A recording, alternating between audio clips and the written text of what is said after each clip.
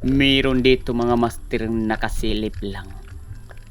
Ang pugita po yan nasa bahay niya o sa lungga niya o sa loob ng butas. Kailangan lang natin dito tusukin para masarapan.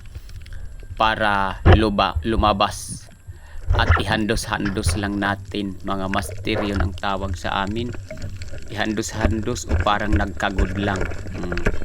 Ganun lang yun mga master. Para bilisan din natin ang paghandos, para labasan para siya lumabas. Pag lumabas, ulam ito mga master.